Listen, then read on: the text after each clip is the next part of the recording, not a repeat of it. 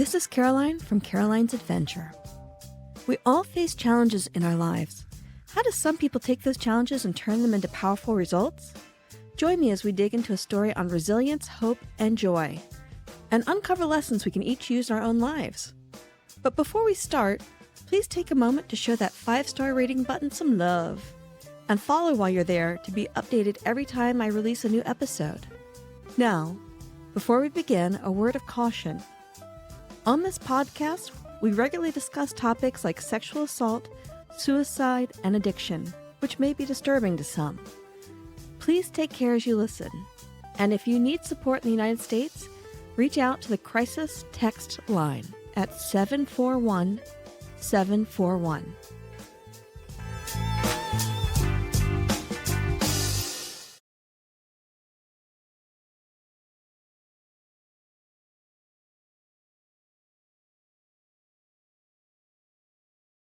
Today, we are joined by James Robbins. James has one of those amazing stories. I read the first 3 chapters of his second book, and I loved it because he talks about the story of climbing an unexpected mountain. And in reading that, I realized it was both literal and figurative.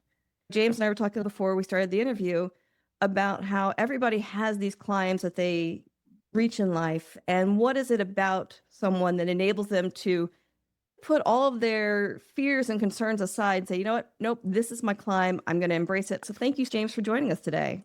Thank you for having me on the show. It's great to be here. You're so welcome. So give us a little bit of background. What brought you to writing 2 books about resilience and retribution and growth?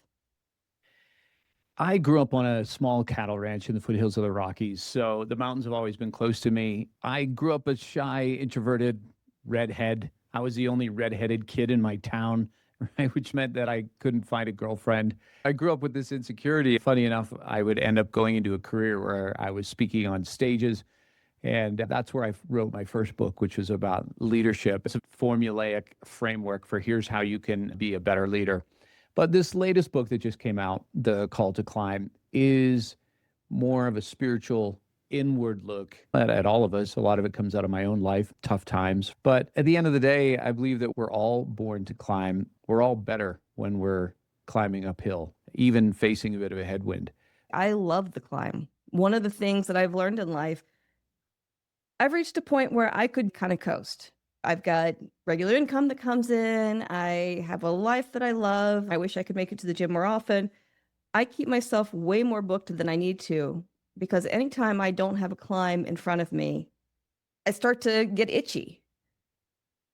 Keep yourself constantly climbing and comfortable in the climb. Not all climbs are created equal. There are some climbs that we have no choice. We are just on it. Maybe you're listening right now and you're working a job that maybe you don't really like, but you've got to get food on the table. You got to take care of your kids. And there's just that grind that sometimes happens in life. Sometimes we start climbing and we eventually realize, wait a minute, am I even on the right mountain? Something isn't fit here. Because at least what my belief is that we're all here for a reason, right? We're all so unique to this planet that there's a reason that you're here. And that reason is to bring that essence of who you are to the world. You have a song that no one else can sing. And if you don't sing it, the world doesn't get to hear it. But the problem is we come out of school and maybe we go to college and we're still living out so many other people's lives through our own that eventually we get to this moment where we start thinking, wait a minute, how come things don't seem to be lining up for me? And why am I struggling to be happy and not feel purposeful? That's what happened to me in my mid-30s. I had this moment of, wait a minute, I'm not happy doing what I'm doing, but there was too much fear to pick another path. So how did you end up on this completely different mountain then? It was a journey, and it should have happened a lot sooner. I was working in a not-for-profit, and it was a fantastic thing to do with your life. I was helping people, but maybe 10 years into that, I started to feel like, why am I not happy here? It wasn't that the helping people part wasn't the problem. It was that the organization I was with had begun to evolve with its culture in a way I didn't like. I remember going through a time where I would show up to work and I just didn't like it. You can only force yourself to work for so long. You take a vacation, it refreshes you, but After a while, if the vacation doesn't even refresh you and you come back and there's that deadness, that's when it's time to go. My problem is I didn't go. I just thought, okay, let's move to a different division. Let's go to another city and restart it all again. And there's enough excitement that cues the dopamine and gets you going farther. But those whispers will come back. I call it messages from the soul, whether you want to call it soul or psyche, but your inner life, that part of you that knows why you're here and knows what you're meant to do with your life. And at some point it shows up and wants to have a conversation with you. And it's those little nudges. It might be you're stuck in traffic on the way home from work, and then you have that moment of like, yep, is this my life? Is this what I'm supposed to be doing? And it's in those moments that the soul is summoning you for a conversation, but most people, they just ignore that appointment. When I was reading the first section of your book, it talked about this man who's driving out in the middle of nowhere and has this call to just head off into the wilderness and hike. And I'm like, as an avid hiker, the idea of setting off into the wilderness just randomly scared the crap out of me. That's what keeps a lot of us doing the things that don't feed our soul, is the unknown is scary. I was thinking about it in the gym this morning. So much of my life is about being comfortable, being uncomfortable. I've gotten really good at forcing myself to do the things that are uncomfortable because that's where I know the growth is. But the blind faith that you talk about, I'm like, okay, so how much do I truly go off of blind faith? And how much of it is that I take the chances on the things that I'm pretty confident there's a path I can follow. And I'm pretty confident I know that this path is going to get me there. And maybe I need to be better at being comfortable with being uncomfortable. Is that something that you have gotten really good at in your life? I don't know if I've gotten good at it. Maybe it's become more normal to always be in this position of when you're putting yourself out there and taking chances, you're probably going to struggle with the imposter syndrome. At least I have. For most of my career, I've struggled with the imposter syndrome. But there's two sides to that coin. On one side, it can stop you from showing up the way you should. At the same time, it can also drive you to get better, prepare, do the things that someone else isn't willing to do, and therefore it leads to your growth. The story starts out with this character named Riley. They're lost in the Bolivian wilderness. They were down there for a work trip. Car breaks down. They end up wandering into this tiny remote village. And that's where they meet this guide who lets them know that we've been expecting you. Near this village, there is a special mountain that calls people to climb when they need to have a conversation with their soul. The entire climb is about reunification of soul and your life. That's where it starts. If we're never feeling uncomfortable, then it's not in a zone that we're going to grow, and we're probably not bringing the best version of ourselves to the world. As we get used to the feelings of discomfort, that becomes the new norm, that becomes comfortable. But then there's another mountain to climb. There's always a climb that beckons us. And that's where I think we're strongest, is when we're walking uphill. Absolutely. One of the things that stuck out to me was the flashlight. And I was curious if this was an intentional piece of imagery or not, but you talk about like the flashlight, this thing that illuminates the path ahead, gets so heavy and so uncomfortable in Riley's hand that he ends up sticking in his back pocket. And I'm like, as a hiker, the idea of setting off on a path without anything to illuminate the way would scare the crap out of me. I've done plenty of hikes where I got back later than I expected. I had out my iPhone trying to light the way. And I've never had an issue where I've fallen, but I've always had that fear of the bump in the path that is going to send me on my face and I'm going to be on the side of a mountain injured somewhere. Was that an intentional analogy when you wrote it? Or was it more of an image as you were envisioning the adventure? I don't know how many people would pick that up, but the idea was that it was so cold and they didn't have gloves that eventually they couldn't hold the light anymore and they had to turn it off because they're trying to find this village. They knew there's this village out there somewhere, but it was only once they turned the light off and it was dark that they actually could see this tiny prick of light, which was where they needed to go. Sometimes you don't know the road ahead until you reach that breaking point, that crisis, whatever it might be in our life. In your case, it was an accident, so life altering. For some people, it's a divorce. For some people, it's a failure, getting fired from a job, an illness. It's like when everything seems dark, we're holding on to anything that will give us light. And then sometimes when we just surrender even that, then sometimes something magical happens. I find that's when the magic happens. It's darkest right before the dawn. If you've read Napoleon Hill's Think and Grow Rich, he talks about a gentleman who had a business that was right on the verge of great success. But because he had the wrong information going into it, all he could see was the failure. He sold the business. The next guy came in, hired some experts mining, instantly had incredible success. And the gentleman that failed said, that is my lesson from this. Not, oh my goodness, I walked away from insane success and insane wealth because I didn't stick with it. I'm going to use that as a reminder that anytime I'm at that point where it doesn't seem like it's going to happen, stick with it, get more information, take the time to make the breakthrough. Because if you give up, that is the only sure way to fail. If you turn the light off and you finally are able to, your vision adjusts just enough that you can see that little pinprick of light, that's how you're going to get to where you want to be. This sets up the theme of the rest of the story, this idea that there is a guide inside of you. There's an inner guide. There's an inner compass that knows the way. Set it aside for a moment and have this moment of, I'm not sure where to go. And that's when we're great listeners. If you want to be tapped into the inner life and that inner guide, then you have to carve out space for that. And one of my problems in life is that I'm always like, dude, I'm a ruminator and I think, let's solve this problem. Morning till night, I'm thinking. And when you're going to pillar to post like that, there's no gap. There's no room for that inner voice to really penetrate. It will tug on you, but you need those times where you can let go and not control the situation. You think about your story, how many things you couldn't control, but you needed resilience. Didn't mean you could control the situation, but you found ways to dig deep and keep climbing. And ironically, when I was fighting the hardest for control was when I was the least happy.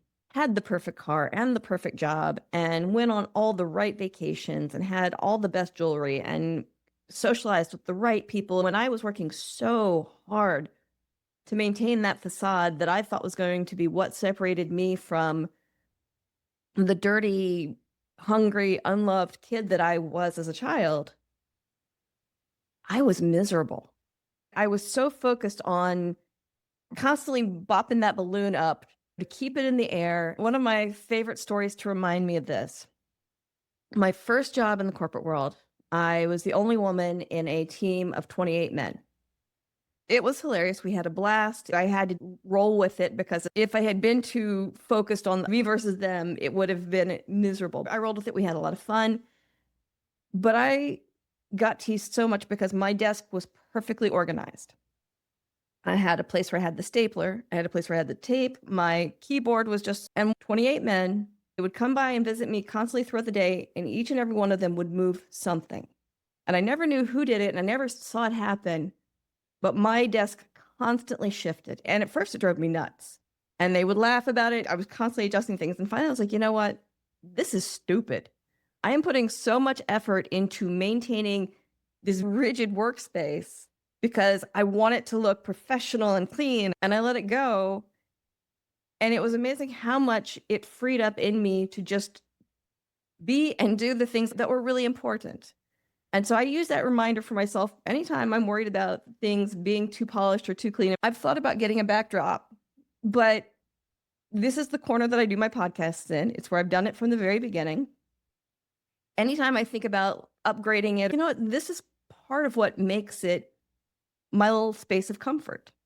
That experience in the early days of my career taught me a lot about just letting go and just letting things flow and be. That's a great analogy about what happened with the boys. And that's so typical of boys in school. When you talk to the energy that we put forward to control certain things, one of the things that almost all of us do is expend all this energy to control our appearance, our image. So of course, we're going to try to look our best when we go out. But it's more so that you meet up with a bunch of friends, maybe you said a joke, and then later you leave and you're like, oh, should I have not said that? And they had this look on their face. And pretty soon you've got your own PR firm that's just trying to manage your image. And I had that for so many years. But it's freeing when you can show up and be like, no, this is me in the moment. Obviously, there's moments for the professional version of us. There's maybe the goofy at home version for us that's probably not going to be good with a bunch of CEOs when you're trying to help them turn around their company. To free yourself up from not caring about what people think of you, I think that's the ultimate freedom in life. I'm better at it sometimes than others, but I lost so much ego when I was learning how to walk again and then walking with a cane. And I fall down at random moments when I'm out and about. It just happens. And the thing that I have learned from it is that the more human and the more real you are, the more license it gives others to be human and real. And it creates connection. That's part of why I share my story so openly, is that I never know who's carrying something similar and letting it weigh them down because they're terrified of putting it out there. But when I put my truth out there and I own it wholeheartedly, it gives them license to be the truest version of themselves as well. Yeah. Vulnerability, it's contagious, right? And I think about this workout group I'm a part of. It's all guys. We meet early in the morning and we work out together. And then at the end, we circle up and it's a chance for people to share something. Anybody got anything they need to share or get off their heart? Sometimes everyone has something, but it's the days where someone opens up and shares, then other people jump in and share. I think this is difficult for all of us, maybe even more so for men, to open up about our shortcomings is really difficult. Part of that's our conditioning, especially men. We are shaped by shame growing up in society, right? If you're not doing something, if you're not being productive, you just no value. So even in my own life, running my own business, that my confidence will have this, if you graft confidence, then sometimes it matches the bank account balance. And you think, well, what's up with that? But then if it's a really tough time or you're going through COVID and you're scrambling to find clients and your bank account's low, then all these insecurities would pop up like, what's wrong with me? You tie your worth to what you're producing. And even to be able to have a space where you can be vulnerable. And that's why we need people like you, Caraline, who lead with vulnerability. And it gives us a chance to go, okay, it's safe that I can do it too. And it is incredibly freeing. When I say the things that are scary to say out loud, it takes away the power that they have over me. And when you lead with the things that you're afraid of, that's part of why in the pre-interview, I like to set the tone that this is a safe space. Whatever you want to share, whatever you want to say in this space, pretty much anything that a kid could have happen to them to be ashamed of, I've had happen. That's okay. It doesn't shape who you are today. It doesn't control who you are today. Whatever it is that you want to say in this space, we're here for it. It's a safe space and there's no judgment. It's not something strategic that I do, but it is something that I want people to feel comfortable being the realest version of themselves. Yeah, you're setting the frame. That's super important. How many of us want to listen to a podcast where someone's going to give you, here's the 5 points and here's the 6 things and the 7 things? At times that's helpful. But what's more helpful if you tell me how you got to those 7 points, like the crash and burn moment, the insecure moment, the moment where I must suck as a parent because my kid just flipped me off. As I've gotten older, I'd feel more freedom to say what I want, to be more vulnerable. But I wish I'd have been more like that in my 30s. It's a growth process. Society shapes us so much. And for men and women and all of the flavors in between, there's pressure to be a certain type. Even in saying men and women, there's pressure to be those. You look at all the different cultures that have got so many different other flavors. In our society, there's so many different pressures to be this. Whatever, this is your vertical, and this is where you fit. And when you don't fit in that vertical, when you give yourself license to not fit in that vertical, it's challenging for everyone else, but it's freeing for you. So freeing. Yeah. I grew up on a cattle ranch. There's an ethos of you better be tough. And if you're crying, it's what's the matter with you? And I remember one day, I'm an INFP, right? So imagine an INFP growing up on a cattle ranch. One day I'm down at the creek and I caught all these minnows. It was just like this school of these little minnows. And I caught like 100 of them, put them in this bucket, carried it up the hill to the house. Over the course of the afternoon, they all died, not enough oxygen or something. 100 minnows float to the surface. I was overwhelmed with guilt. Like I just wiped out this species of fish. I went and sat on the steps of our house, put my head down, moping, wanting someone to see me moping. My father walked up the stairs and saw me and stopped and said, "What's the matter with you?" I told him I killed the fish. I don't even think he said anything. It was like the exasperated sigh he gave, and then he just continued up the stairs. And I have a great father, but this is just the times that some of us grew up in. And it sends a message like, don't feel those emotions or don't express them. So when that's in you so early, it does take some time and trust to go, okay, so if I share this with my partner, is she going to lose respect for me? If I share this with somebody, are they going to think less of me?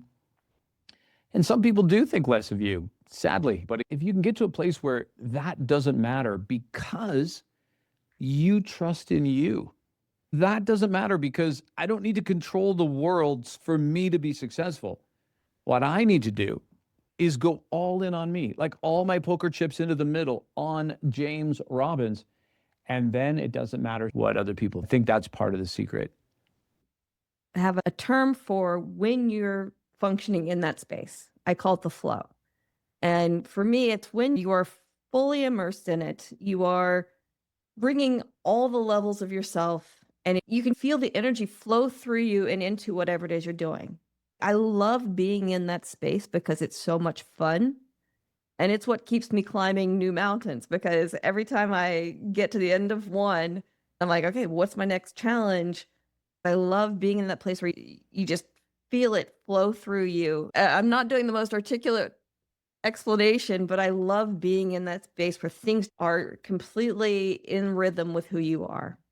Yeah, that's a great state to be in. When you're there, you don't care what anyone thinks. There are times in my life where I've been vulnerable, but it's because I wanted people to like me for who I was. And there's a downside to that. Let's say you find the love of your life and you find that one person you feel like I can be open and honest with and vulnerable. And then something happens and they leave you. That's such a blow to you feel like your core person was rejected. But the purpose of being vulnerable isn't so that someone will like you for you. The purpose of being vulnerable is connection, right? We make these connection points. And if the goal of being vulnerable is so that I have to put on this mask at work, so when I'm home, I want to be me, but then I want to know the person likes me for me, even that's a trap. Because at the end of the day, it's, I got to like me. Like I said, I got to go all in on me.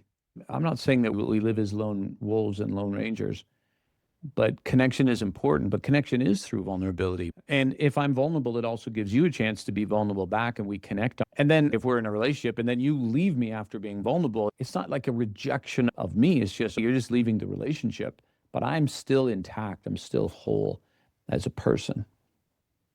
When I had my accident and I started living more real or more in my truth, I lost my two best girlfriends. And these were people that I thought we were going to be friends for the rest of our lives. We were raising our babies together. We got together almost every day. We called each other sisters. It was the family that I didn't have growing up. I thought I had in these two friends. But when I had my accident and I couldn't maintain who I had been,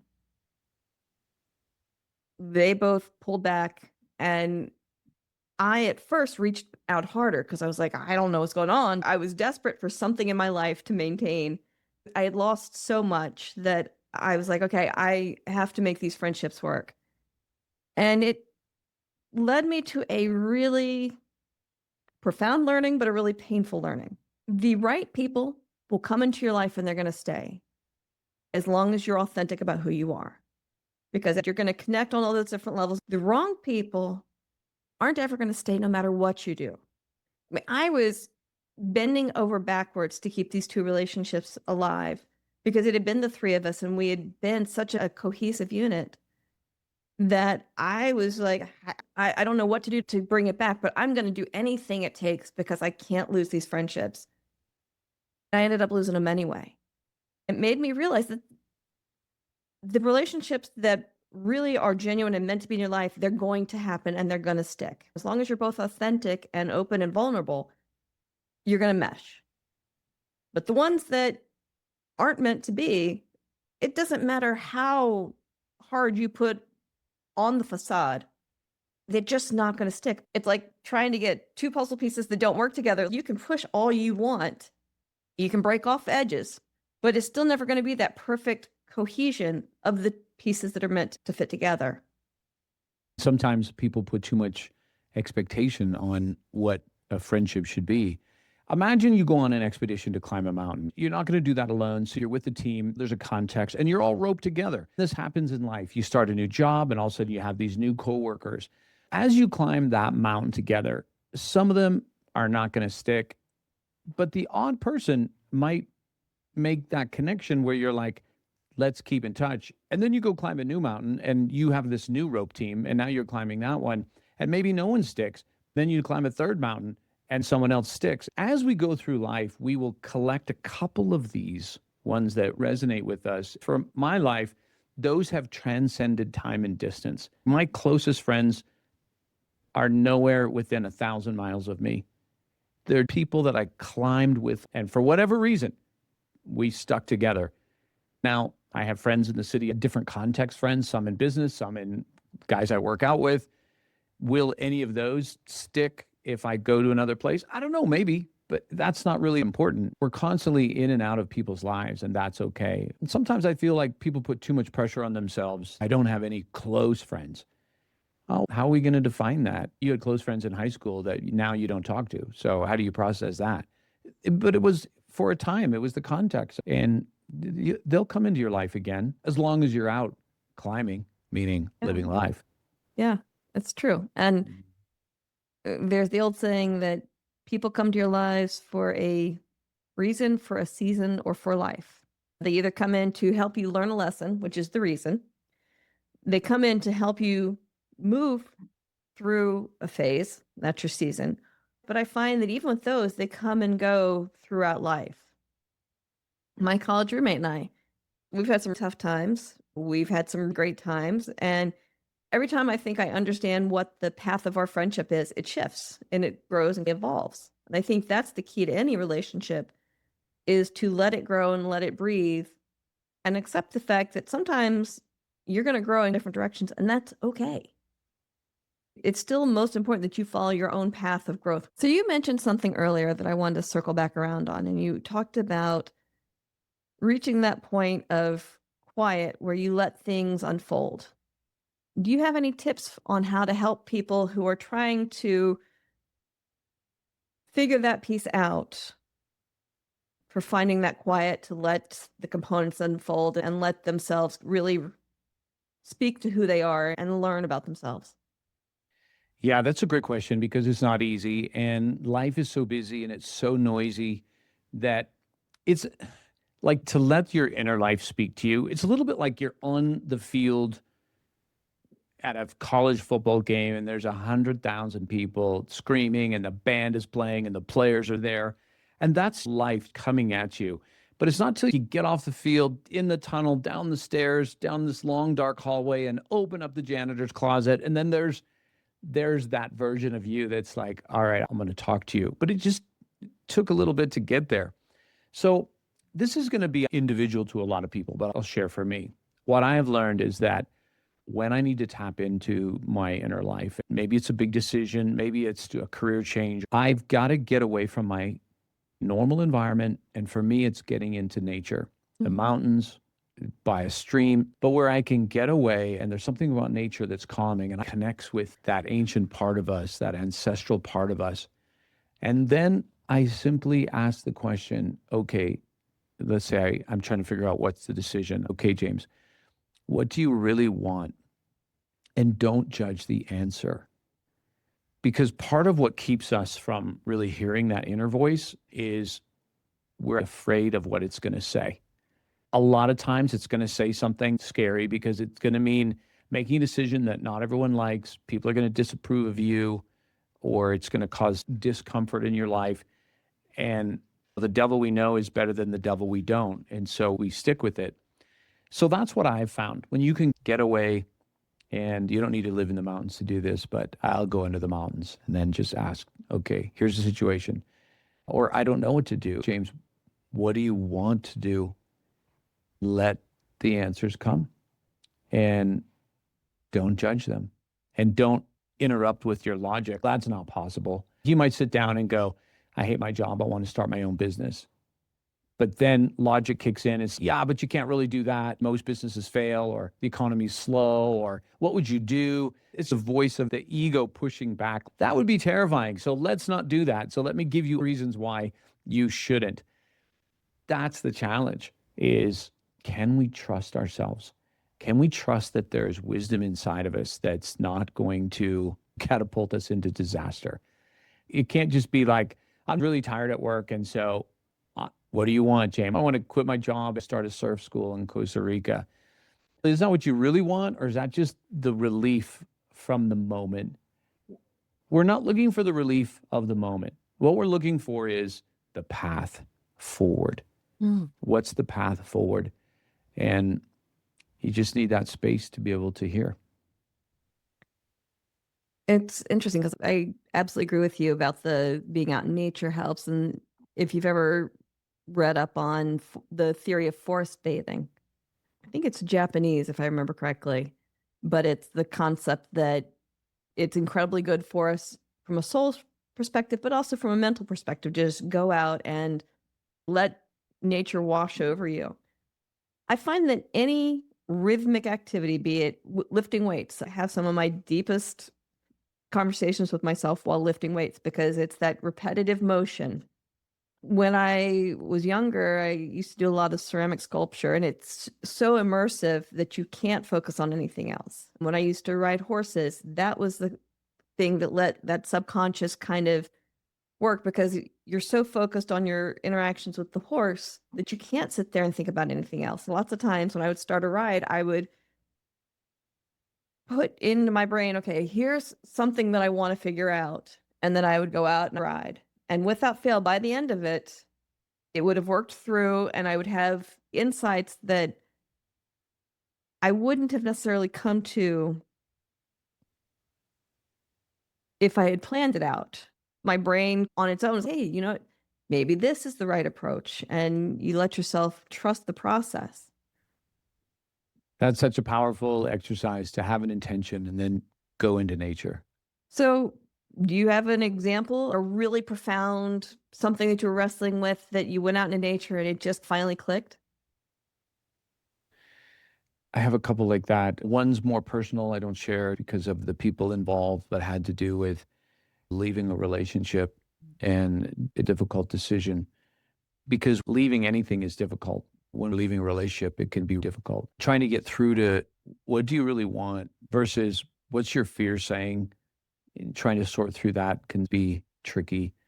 I think with work, though, for me, leaving that not for profit was agonizingly slow.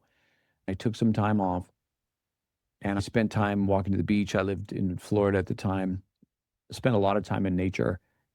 I came back to work and I saw my office and my heart sank. And I thought, I don't want to be here. In that moment, I'm like, okay, that's your sign. You are making this decision. You are exiting. So I could have made that decision faster. It was my fears that were holding me back. But it was that break in that time and space that then I came back and that voice was so strong. You need to leave. It is funny how sometimes you don't even realize the decision's been made until it's already on you. And then you're like, oh, yeah, I did know the right decision here. One of the things that I love to do is go hunting for fossilized shark's teeth. There's a cliff formation here, about 2-hour drive away. And the wave action from the Chesapeake Bay and from the ocean have worn away far enough down that you can get to the Miocene fossils. And so you'll find all kinds of fossils. You can find megalodon teeth. Those are more rare, so that's the goal. But it's meditative because you're on this fairly empty beach typically, because it's far enough drive and then it's a mile hike down to the beach and a mile hike back. And so it tends to be pretty empty. And it's just you and the waves and the wind, and the top of the cliffs are tree lined, but then you have these sheer cliffs down to the beach. And it's amazing how I've gone there so many times, not even realizing that I was struggling with something. I would get that middle of the night urge of, you know what, tomorrow morning, let's get up and let's go hunt for fossils. And it's amazing how in the focus of looking for the fossils, because it does require a lot of focus. You've got to look through the rubble and see the edge of something. You're like, okay, what is that? And you dig it out and you're like, ah, there we go. That is a vertebrae. It's amazing how that experience of just being out in nature, and it's a climb down a cliff to get there. So it's a trek. But every single time I'm dealing with something heavy, it's incredible how the pieces fall into place while I'm there. And it gives you perspective because you realize none of this other noise matters. Your job didn't really matter. It was the thing that you were focused on because you thought that was who you needed to be in that moment. But you got back to it after being out in nature and you're like, you know what? That's not something that suits me any longer. Yeah, and moments like that, like what you're describing, it gets you out of your head because you're absorbed in something. It's tactile. You're digging in the sand. Not to mention you're pulling up fossils from millions of years ago to help you see how short your life is. So that puts a perspective as well. But it's a little bit like you can go on vacation, but then I'd read books about work, right? Leadership books or whatever it might be. But it's another thing to go to the beach and try to make a stack when people pile up rocks into a tower. That actually is a great practice because you can't rush that. It's creative, it's tactile. You focus on this simple thing, but that's what allows that other part of our life to show up and speak to us. I think that's why hobbies are great for people, whether painting or woodworking or something. Just lets them get out of their head. And that's what you need sometimes to get out of your way. So one of the things I'd like to ask at the end is if you have a final thought for us, something that encapsulates what you've learned or what you would like to leave us with. One of my early careers was I worked in ministry as a preacher, which I had not expected to ever do, but it just ended up doing that. During my years as a preacher, I got to do a bunch of weddings, also had to do a lot of funerals. And there's something about a funeral, especially here in the West, they have a predictable format. When you have your funeral, everybody's going to gather. Someone's going to get up front and they're going to read your eulogy. And your eulogy is the list of all the things you did. And it takes about 2 minutes. And the rest of the hour is people getting up and talking about the impact you had on them. And I think if that's our final curtain call, shouldn't that tell us something about what's really the most important thing in life? It's impacting the people around us. And I think what impacts the people around us is when we really show up in that most authentic, best version of ourselves, right? That's what makes the connection. That's what gives people the gift of you. Thank you so much for this, James. This has been wonderful. Caraline, great to be with you. Great to be with your audience. Thanks, everybody, for listening. Thank you.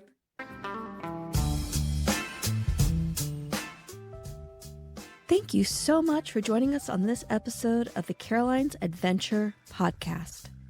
While you're here, subscribe to the show so you're the first to catch new episodes when they're released. And if you enjoyed hanging out with me today, please leave a 5-star rating. For links to social media and more content, visit the description for this episode or go to carolinesadventure.com. That's Caraline with 2 A's, adventure.com.